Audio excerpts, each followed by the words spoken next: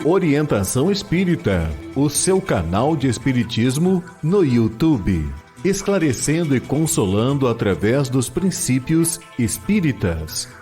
Faça a sua inscrição e renove sua vida. Vamos juntos fazer o mundo melhor. Em todos os momentos, o Livro Espírita é a melhor companhia. Comprando em marcosdemario.com, você apoia a manutenção do canal Orientação Espírita.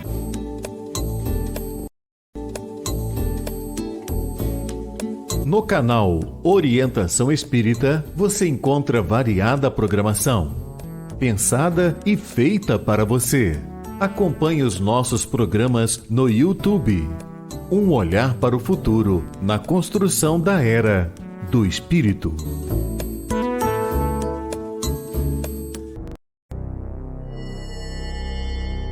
Tem início mais uma edição de Ante os Novos Tempos.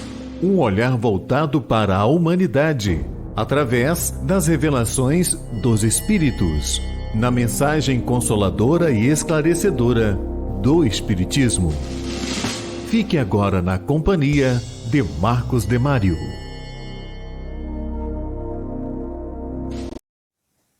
Olá! Iniciamos mais uma edição de Ante os Novos Tempos, o programa espírita que traz o espiritismo com seus princípios, sua aplicação, suas consequências, visando a construção da era do espírito e do mundo de regeneração. E hoje nós temos aqui diversos assuntos importantes que vamos trabalhar com você. Vamos iniciar com o Perguntando e Aprendendo. Hoje nós temos 5 participações aqui com perguntas bem importantes. Na sequência, a entrevista, onde Orson Peter Carrara vai trazer a Gisele Marques, que vai conversar sobre a proposta educativa espírita para todas as idades. Na poesia espírita, nós teremos o comparecimento do Espírito João de Deus, através da psicografia de Chico Xavier. No Para Viver Melhor, aqueles 90 segundos de reflexão com o tema Na Perda de um Filho. Tema muito importante. E vamos encerrar o programa com o Entendendo o Espiritismo, trabalhando o relacionamento afetivo e o divórcio. Tudo isso começando agora nesta edição de Ante os Novos Tempos. Perguntando e aprendendo. Perguntando e Aprendendo é um quadro feito em parceria com você. Você que estuda o Espiritismo, você que se interessa pelo Espiritismo, você que gostaria de saber o pensamento espírita sobre determinado tema e que envia então na forma de pergunta as suas dúvidas. Nós estamos aí colocando na tela os canais de comunicação. Você tem e-mail, tem o canal do YouTube, tem o WhatsApp, Telegram, tudo isso para fazer a sua participação aqui no Ante os Novos Tempos. E participar, como por exemplo fez a Selma Tender, que é lá de Florianópolis, capital de Santa Catarina. A Selma está aqui nos perguntando: por que temos tanta violência de todos os tipos acontecendo em nosso país, que é, ao mesmo tempo, tão religioso? É fato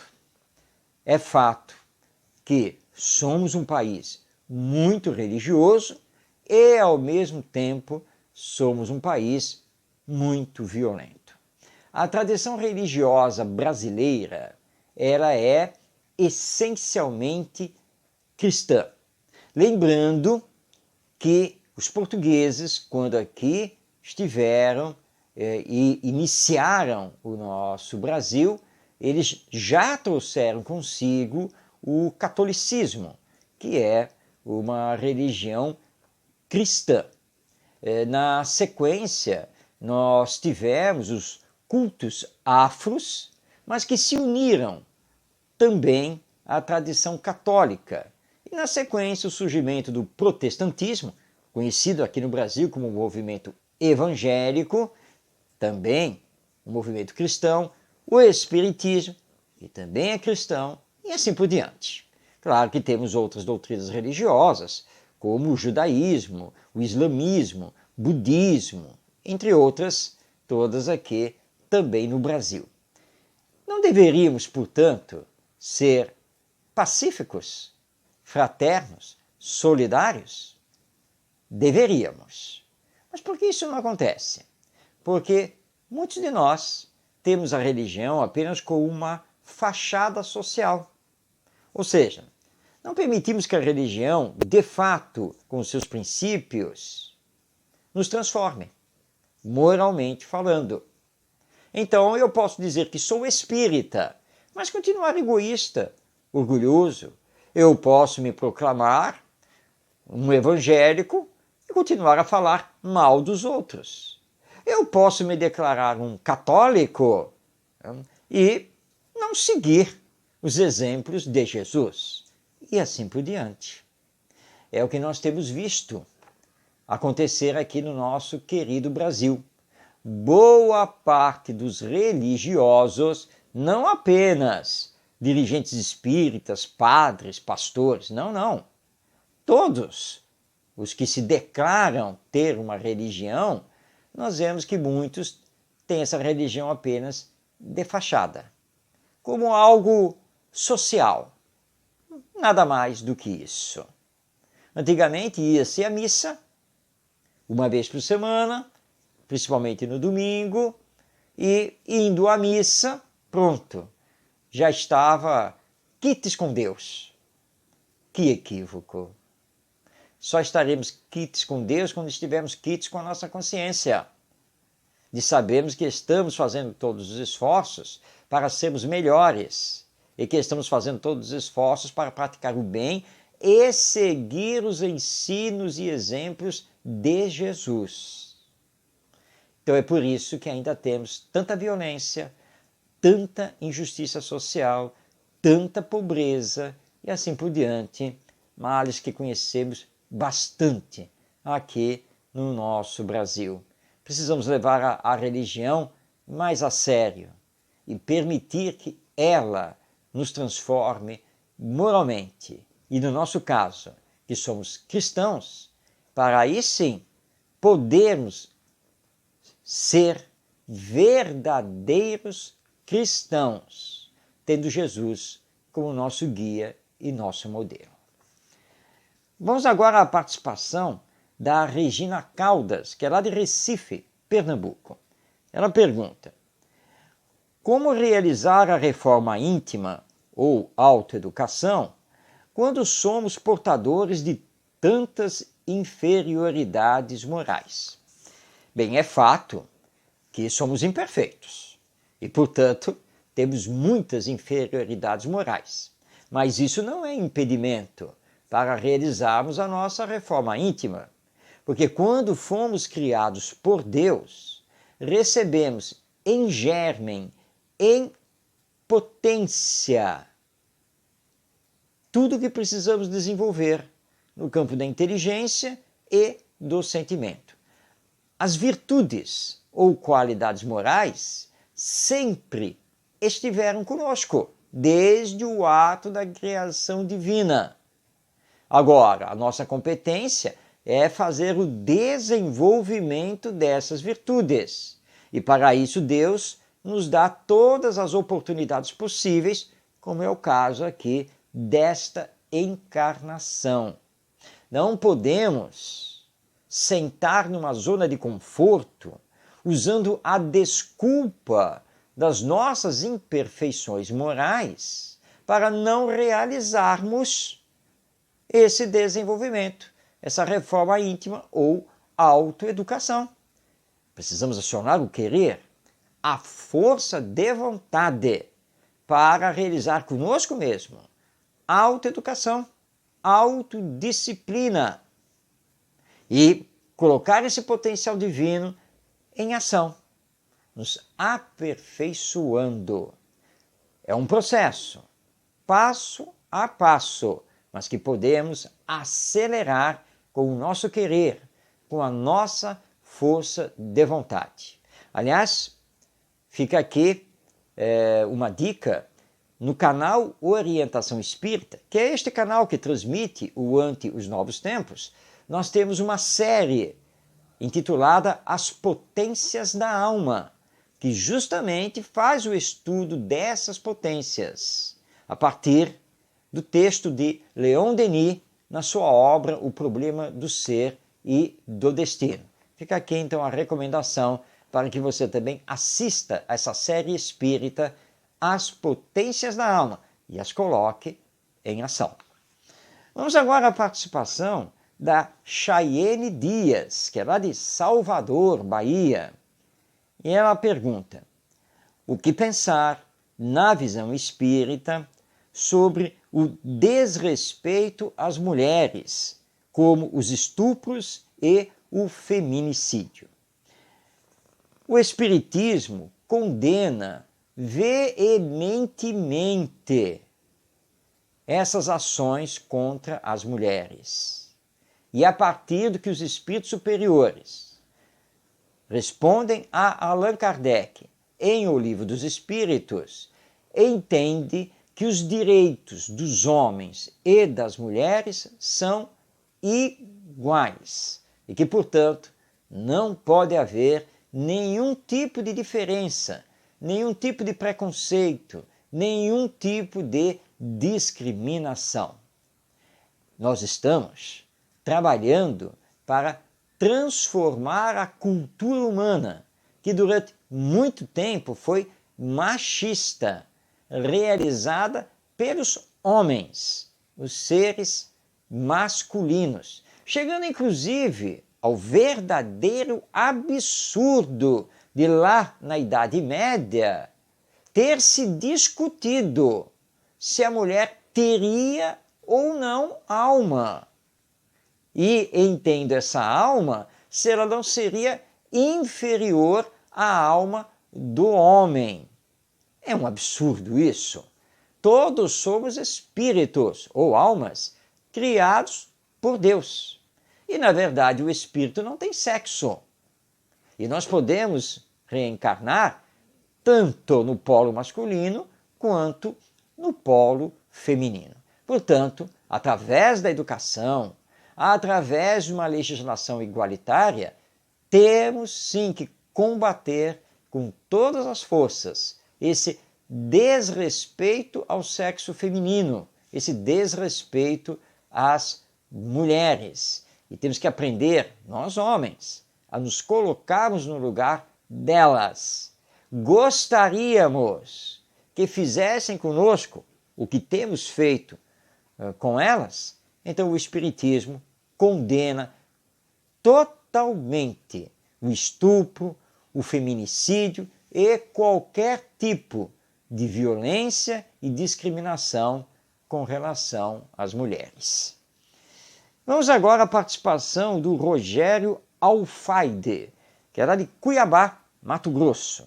Ele pergunta: castração química, pena de morte, população armada, essas e outras propostas do mesmo tipo são solução para melhorar a sociedade humana? Não. Absolutamente não. Para melhorar a sociedade humana, só existe um caminho: a educação moral.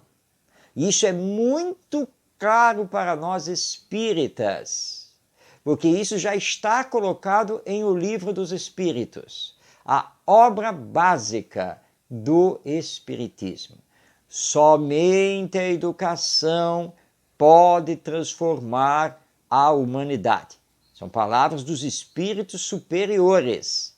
E Allan Kardec, na questão 685A de O Livro dos Espíritos, no seu comentário, nos diz que essa educação transformadora é a educação moral, a educação que forma o caráter, a educação que cria os bons hábitos, a educação que combate as más tendências do espírito. Castração química, pena de morte, diminuir a idade penal, etc. Nada dessas coisas resolvem os nossos males. Podem contê-los momentaneamente pelo medo que suscitam. Mas logo depois o ser humano vai superar esse medo e voltaremos a ter os problemas de sempre.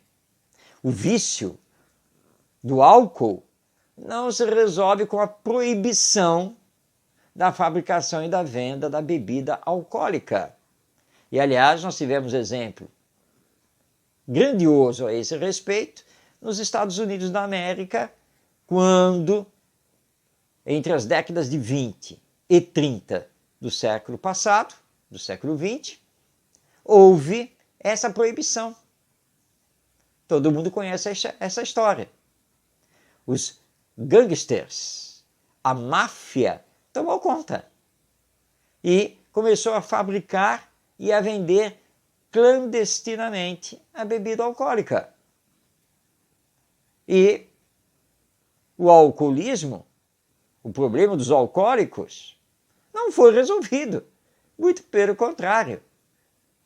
A situação virou um problema de segurança nacional, até que o próprio governo voltou atrás e tudo liberou, porque viu que tinha tomado uma decisão equivocada. Não basta proibir, é preciso educar, orientar, apoiar. Portanto, para o Espiritismo, o caminho para resolver, para solucionar esses males humanos, não está em termos legislações cada vez mais agressivas. Não, está na educação moral. Vamos agora passar a palavra a Marlene Guedes, que é da cidade de São Paulo. Ela indaga: ter faculdades mediúnicas e trabalhar como médium no centro espírita é garantia de proteção espiritual na vida? Bem, se assim fosse, nenhum médium seria obsediado, teria problemas no campo da obsessão, não é mesmo?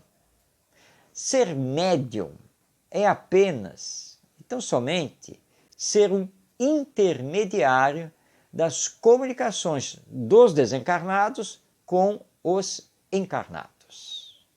Um instrumento. Como dizia o Chico Xavier, é ser apenas e tão somente o carteiro das mensagens espirituais. Eles, os espíritos, é que se apresentam, eles é que escrevem, eles é que falam, eles é que orientam. O médium só está servindo de instrumento e precisa ser o mais humilde possível.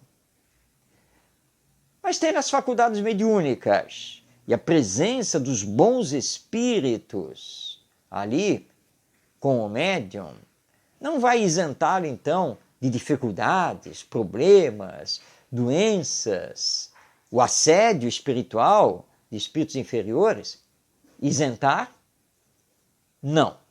Claro que vai promover uma rede de proteção, mas essa rede de proteção é tênue, porque vai depender do próprio médium, da sua humildade, do seu trabalho no campo do bem, no seu esforço de se melhorar moralmente. Os bons espíritos, os espíritos chamados de protetores, não podem cercear o livre-arbítrio do médium. Farão advertências, darão os bons conselhos, mas tudo vai depender do próprio médium. Então, ser médium, ter alguma faculdade mediúnica, não quer dizer que esse médium, essa pessoa, tenha proteção espiritual total para a sua vida, porque as provas e as expiações ainda nos são necessárias no campo da evolução. Bem, chegamos ao final do Perguntando e Aprendendo. Mas você pode participar, veja aí na tela os nossos canais de comunicação para que você possa enviar então a sua pergunta e tirar a sua dúvida e, quem sabe, participar da próxima edição do nosso programa.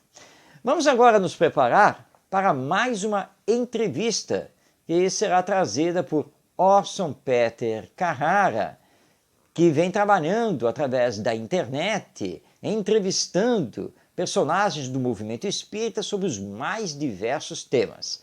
Desta vez, ele está trazendo a companheira Gisele Marques, que conversa com ele a respeito da proposta espírita educativa para todas as idades. Então, sem perdermos mais tempo, vamos então à entrevista Orson Peter Carrara, conversando com Gisele Marques. Conversando sobre Espiritismo. Olá, bem-vindos ao canal da Agenda Espírita Brasil, transmitindo também para outros 7 canais, inclusive o meu canal pessoal. São as nossas costumeiras entrevistas praticamente diárias, trazendo amigos de todo lado do Brasil e fora do Brasil, falando de suas experiências, de suas vivências. Nós vamos receber hoje a nossa Gisele Marques, que vai nos falar sobre a proposta educativa espírita para todas as idades. E esse assunto é muito pertinente, porque a doutrina espírita é essencialmente educativa, e nós vamos pensar nessa proposta sob vários ângulos, considerando as várias fases, as várias faixas etárias, desde a criança no ventre, desde a criança pequena, o adolescente, o jovem, o maduro, aquele que está também na terceira idade. É uma maravilha pensar na doutrina espírita sobre essa proposta educativa para todas as idades. Vamos então receber com muita alegria a nossa convidada de hoje, Gisele Marques. Bem-vinda, Gisele, muito obrigado por sua presença. Você está me ouvindo bem?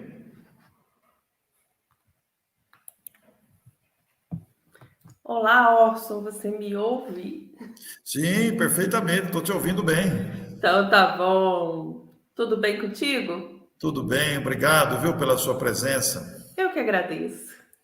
Gisele, nós estamos aqui, você é de Juiz de Fora, Minas Gerais, a grande cidade de Juiz de Fora, onde já estive várias vezes, a querida Juiz de Fora, de tantos vultos e movimento espírita tão intenso. Você nasceu em Juiz de Fora mesmo, Gisele?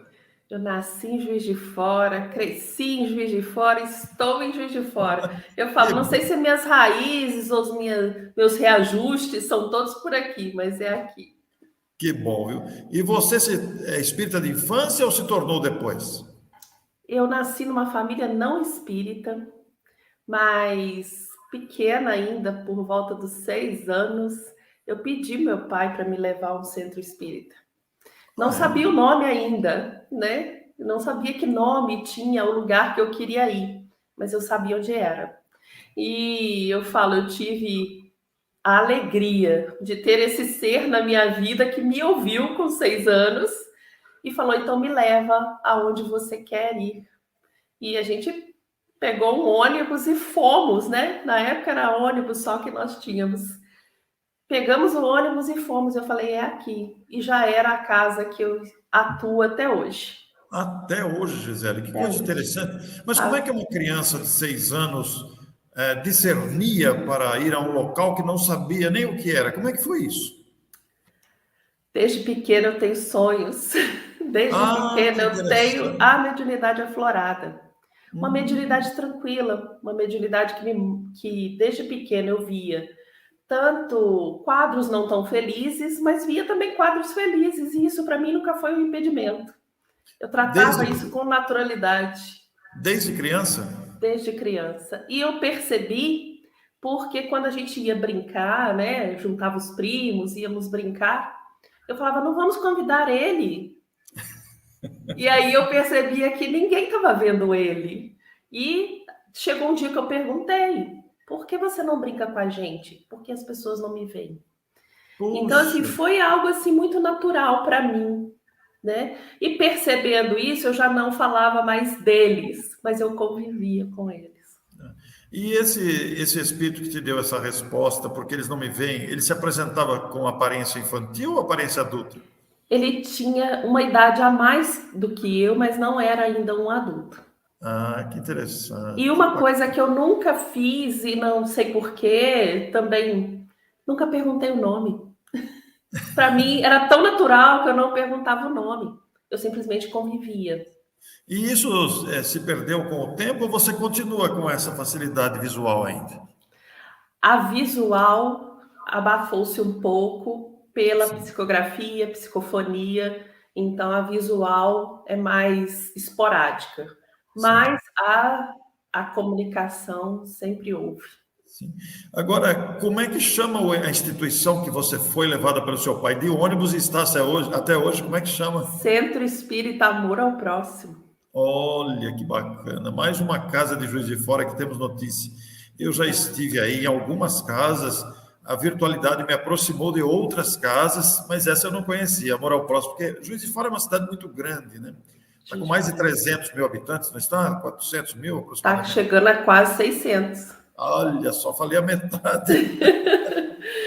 E essa casa que eu atuo, ela completou esse ano 76 anos. Eu nem vou arriscar perguntar quantos centros espíritas tem em Juiz de Fora, porque nem você acha que sabe, né? Ligado à AME, Aliança Municipal Espírita, nós temos mais de 60. Isso ligados à AME. Sem contar aqueles que ainda não são constituintes da aliança, né? Que existem e não são. Isso dá uma ideia para todos nós que estamos ouvindo a Gisele, conhecendo ela agora, da dimensão do movimento espírita. Veja, uma cidade como Juiz de Fora, aproximadamente 600 mil habitantes, é uma importante cidade do estado de Minas, um movimento espírita intenso e, olha, mais de 60 centros espíritas. Vejam a dimensão do que significa isso, uma única cidade brasileira. Quer dizer, nos permite conhecer muitas pessoas, seus legados, suas atividades. Quando eu conversei com a Gisele, indicada por uma amiga comum, nós conversamos e ela mesma propôs falar sobre o tema que você viu na arte, que nós divulgamos, a proposta educativa espírita para todas as idades. Como é que foi esse interesse, Gisele, pela educação espírita? O que te levou a esse enfoque? Bom, eu comecei quando criança, então eu comecei já na evangelização da criança, evangelização da infância. Então eu passei por todas essas etapas e eu percebia em mim o diferencial que me dava na minha vida, muitas vezes, porque a gente passa por escola, a gente passa por trabalho, e a gente vai percebendo como que esse olhar nos torna mais compreensíveis às vezes, nos torna mais autênticos, mais, ao mesmo tempo, mais fraternos. Nós conseguimos levar nossa opinião com uma sensibilidade que às vezes o outro não consegue. Então eu percebia muito em mim isso. Depois, quando eu fui, né, me colocar no mercado de trabalho, eu já fui para a área da educação. Então já foi algo que se completou. E eu lembro que lá atrás, quando eu escolhi a primeira faculdade, foi de Química. Então já era algo de educação, porque por mais que ela seja científica, por mais que ela tenha a parte científica laboratorial, que era que eu atuava, eu era a educadora de laboratório. Então eu já estava ali envolvida com a educação. Depois eu fiz pedagogia, né? Porque eu não podia mais atuar em laboratório de química, que os produtos eram muito fortes, e foi o momento da gravidez. Então eu falei assim, eu não vou também ficar parada, porque, né, a hiperatividade ronda a pessoa. Então eu falei assim, não, eu vou me dedicar a um outro estudo e fui para a pedagogia. Então a educação sempre esteve ao meu redor. E aliado a tudo isso que eu vivi na educação espírita, para mim foi um caminho muito natural. Olha que Estar nesses espaços com esse olhar educativo. E o que eu sempre digo, eu me coloco em todos os espaços, desde da assistência social, a educação da criança e do jovem, a própria mediunidade, porque eu enxergo todo um processo educativo. sim. Você diz bem de falar isso, é importante que isso seja sempre ressaltado, né? Porque o processo educativo do ser humano está em todas as áreas. Foi muito bom você citar a mediunidade, porque muitos de nós podemos nos equivocar achando que a mediunidade funciona como uma máquina que você liga o botão e não é assim, né? A educação da mediunidade, a própria prática em si, é um processo também educativo. Muito bom, Gisele, muito bom. E é interessante na mediunidade, se você me permite, que é um processo educativo do médium, né? Ele passa por esse processo educativo porque ele precisa se conhecer para exercer bem a sua mediunidade. E é um processo educativo dos irmãos desencarnados, que não tem idade também. Não chega um Sim, espírito e fala, eu tenho 10 mil anos e estou aqui para um novo padrão moral. Eu tenho 100 anos e estou aqui. Ele não tem idade. Nós temos que saber lidar com várias idades espirituais ali, né? Então, também é um processo educativo para aquele que chega para ser atendido. É um processo educativo do grupo, que a gente tem que aprender a lidar com as outras mediunidades, os outros companheiros. Então, eu vejo a educação realmente, quando Kardec fala espiritismo é educação, para mim está perfeito. você tem uma experiência muito peculiar, porque estando na mesma casa desde os 6 anos de idade, isso não é comum, porque normalmente nós mudamos de cidade, nós vamos para outra casa, tem uma série de questões. E estar na mesma instituição, que você disse, a instituição já tem 76 anos de existência, estando nela desde criança, o pai te levou pela primeira vez e aí você não saiu mais, quer dizer, eu estou imaginando aqui que você já se integrou imediatamente às aulas de evangelização infantil, prosseguiu, passou pela mocidade, etc., né? Todo aquele trajeto que eu também fiz, porque eu também sou de família espírita.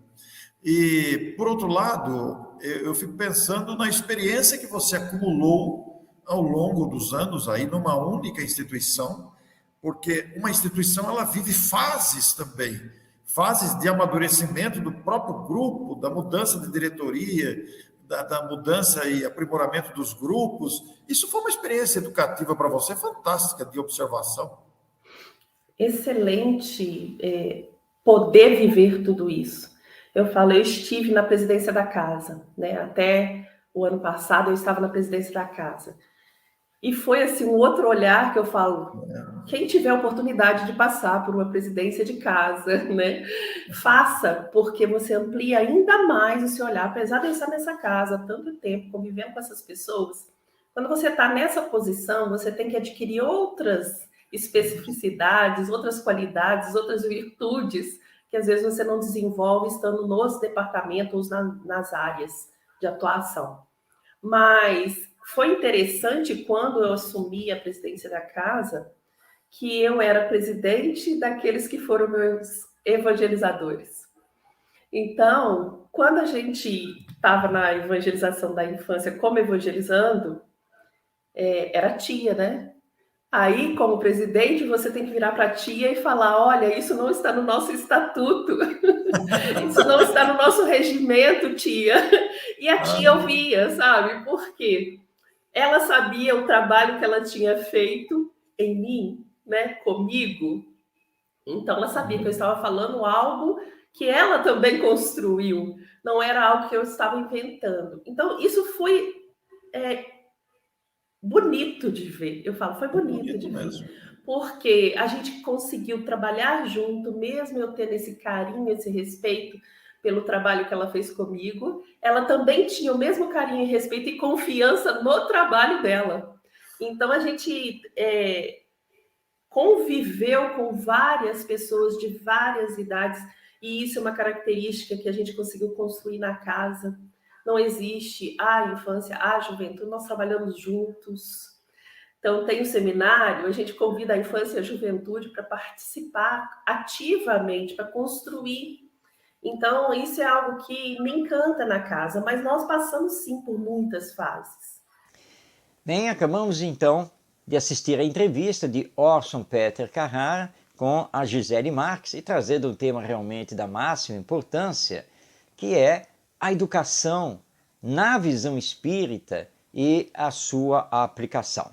Trouxemos apenas um trecho dessa entrevista que você pode ver na íntegra no canal do Orson Peter Carrara no YouTube, ok? Bem, vamos então agora para a poesia espírita.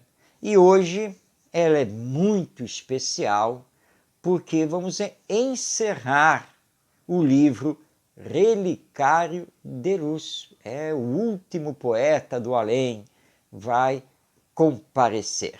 Bem, vamos rodar então a vinheta para poder trabalhar mais um poeta que retorna da morte para se mostrar bem vivo e com uma mensagem bastante atuante para todos nós. Poesia Espírita.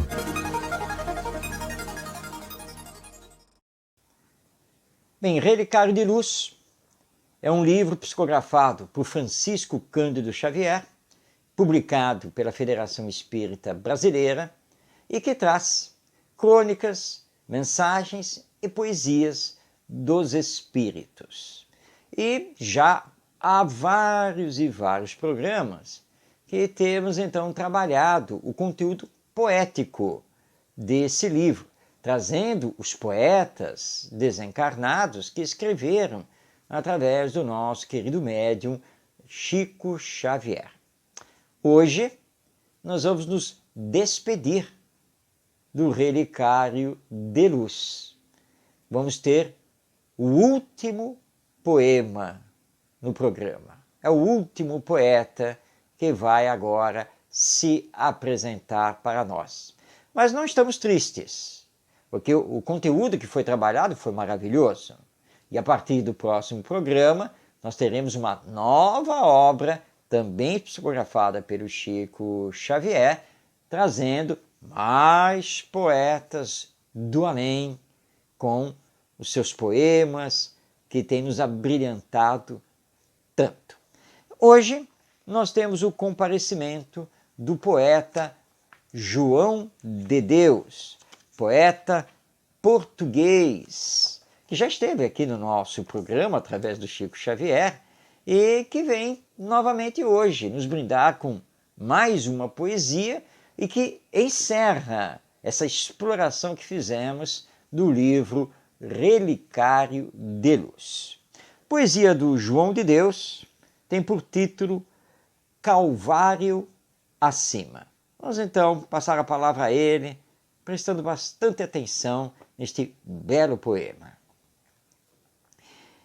Eis a luta, alma querida.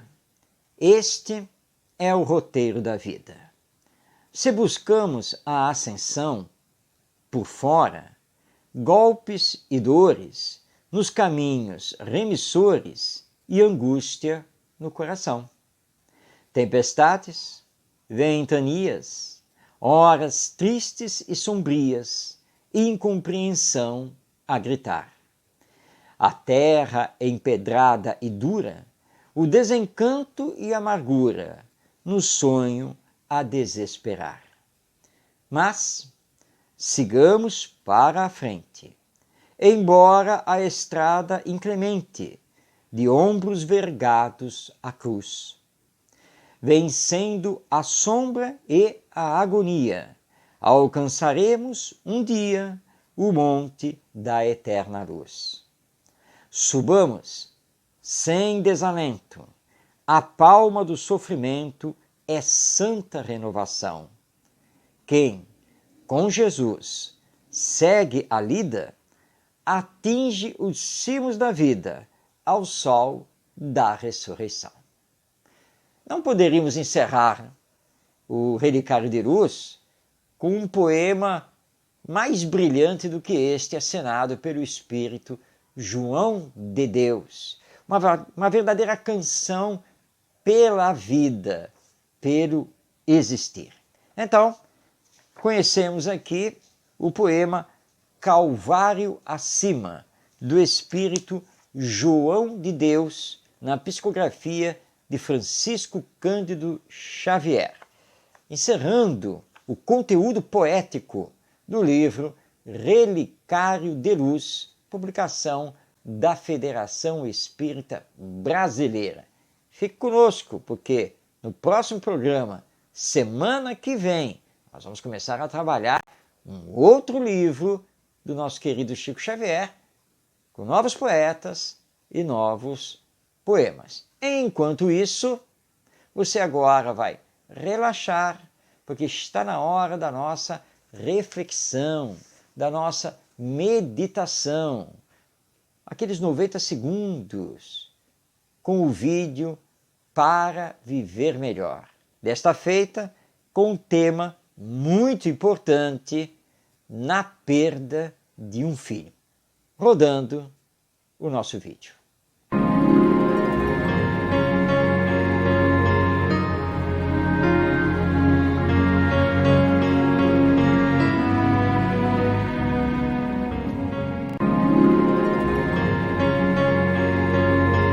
Se você teve um filho arrebatado pela morte, seja na infância ou na juventude, não se desespere. Não pense que a vida deixou de ter sentido, pois nada acontece por acaso e tudo tem a sua razão de ser. Embora a dor natural da saudade, do não ter mais a convivência física do filho ao seu lado, do não poder mais ter a alegria da troca de afetos, saiba que a morte não existe, que a vida continua, que seu filho está vivo e, na dimensão espiritual, continua a lhe amar, a lhe querer bem, e que ele recebe igualmente as vibrações dos seus sentimentos de amor em relação a ele. Com esse entendimento, e com a certeza do reencontro futuro, continue a viver. Mantenha a coragem, deixando as lágrimas para a saudade e fazendo do amor o laço de união entre você e ele, para todo o sempre. Se você gostou desta mensagem, compartilhe.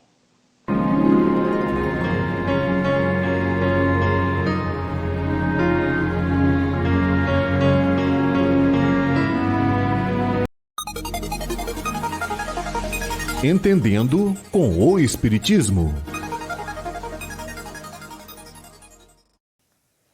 Encerrando esta edição de Ante os Novos Tempos, vamos aqui conversar, à luz da doutrina espírita, sobre relacionamento afetivo e divórcio.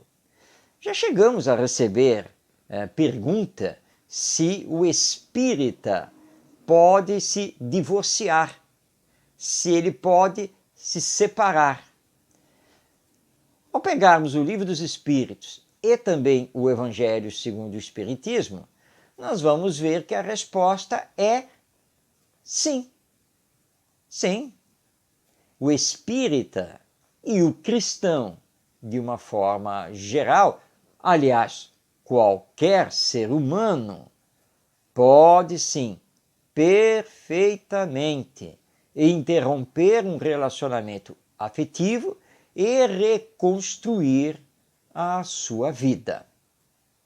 Não existe para nós espíritas a figura da indissolubilidade do casamento, ou seja, que a partir do momento que houve a união formal, que houve o casamento, que ele não pode mais ser desfeito. Não, esse não é o pensamento espírita. Todos temos o direito de reconstruir a vida. E Neste caso, a separação, o divórcio, é considerado o mal menor, que vai evitar até uma tragédia, que vai evitar problemas maiores para os filhos quando estes existem dentro desse relacionamento. Agora, o Espiritismo nos chama a atenção para a importância e responsabilidade do compromisso afetivo. E nos lembra uma palavra muito importante: renúncia. Porque quando vamos nos unir a uma outra pessoa, precisamos entender que deixamos, a partir dessa união, de vivermos individualmente. Passamos a partilhar a nossa vida com a outra pessoa que está fazendo a mesma coisa conosco. Não sou apenas agora eu. Agora somos dois, unidos. E acabamos de realizar um compromisso afetivo. Não podemos esquecer que somos seres humanos, espíritos reencarnados na caminhada evolutiva. Será que nessa união afetiva sabemos renunciar? Ou seja, abrir mão dos nossos gostos, dos nossos ideais, dos nossos pensamentos, dos nossos valores, a benefício dessa união? Será que através da renúncia sabemos, de fato, compreender o outro como ele é? Porque exigir que ele nos compreenda é fácil, mas nós estamos no esforço de compreendê-lo? E quando falamos de renúncia, não estamos falando de grandes ações, mas das pequenas, que são muito importantes. Renunciar a um hábito, por exemplo, a benefício da união dos dois, a benefício dos filhos, quando estes já comparecem nessa relação. E não é tão difícil, convenhamos, fazer isso. Então o Espiritismo nos diz que antes de pensarmos no divórcio, antes de pensarmos na separação, meditemos profundamente se temos feito todos os esforços necessários para a felicidade conjugal, a felicidade dessa união. E mais, antes de nos unirmos com alguém, o que sentimos por esse alguém é verdadeiramente amor? Ou seja, existe um sentimento profundo, de fato, para com esse ser? Porque muitas vezes nós nos equivocamos, nos deixando levar por outros fatores, como a beleza física do outro, o status social que ele possui, as condições financeiras vantajosas que ele nos trará e assim por diante.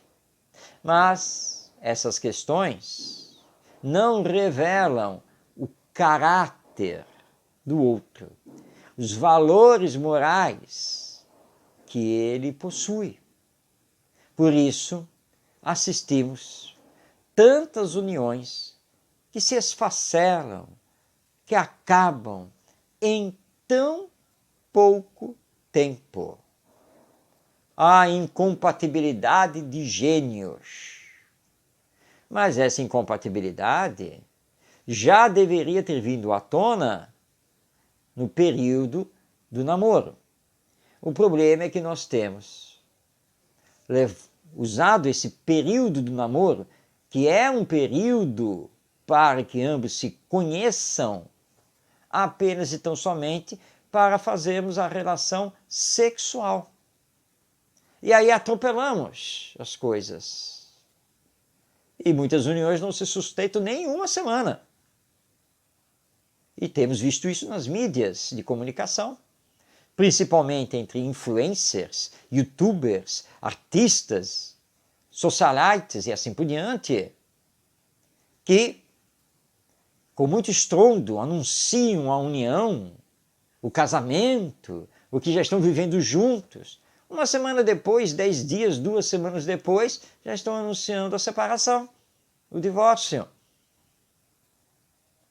Estamos muito imediatistas, estamos nos deixando levar por fatores que não são morais, espirituais, e estamos nos usando como se fôssemos objetos de emoções, de sensações que são passageiras.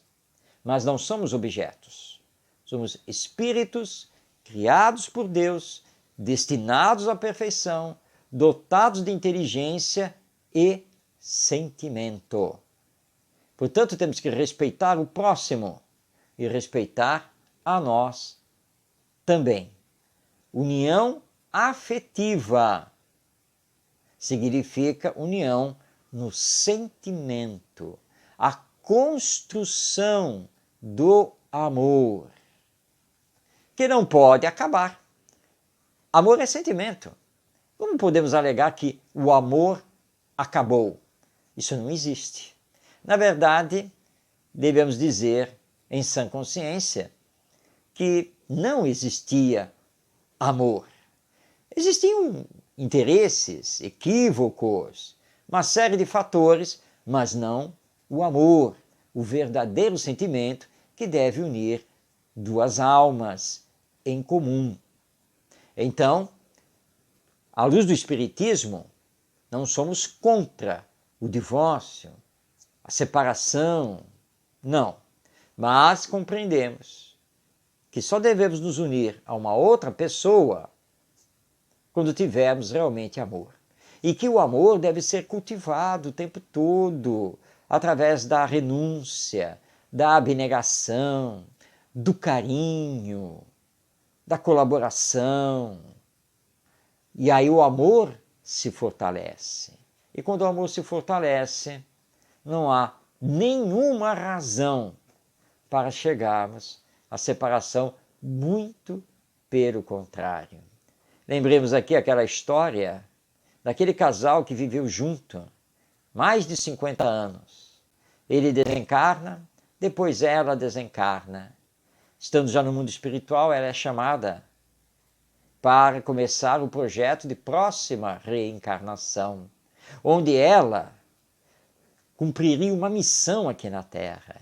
E aí o instrutor espiritual diz a ela: minha irmã, para que você possa bem cumprir essa missão, irá também reencarnar e se unirá com você o seu esposo, seu companheiro desta última encarnação. E aí então ela revela na sua fala que na verdade nunca teve amor por ele. Olha para o instrutor e diz assim: o quê? Já não bastou eu ter aguentado ele durante 50 anos e vou ter que voltar com ele de novo lá para a Terra? Foi quando ela se revelou. Ela o suportou, o aguentou, mas nunca teve um verdadeiro amor. Então, o instrutor espiritual diz a ela: bem, minha irmã, a partir de agora, vemos então a grande necessidade de você voltar com ele, porque agora você precisa fazer o esforço do amor. Não é suportá-lo, não é aguentá-lo, porque não tem coisa melhor. É amá-lo. E é isso que nós temos que fazer na questão da união afetiva, do relacionamento afetivo. Bem, chegamos ao final desta edição de Ante os Novos Tempos, o programa espírita que vai ao ar semanalmente, toda quarta-feira, 19h, trazendo o espiritismo, seus princípios, sua aplicação e suas consequências, para que possamos construir a era do espírito na humanidade terrena. Um grande abraço a você, paz em sua vida e até semana que vem.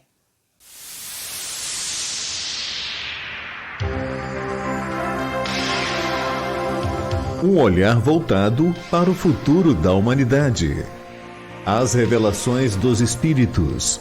A mensagem consoladora e esclarecedora do Espiritismo.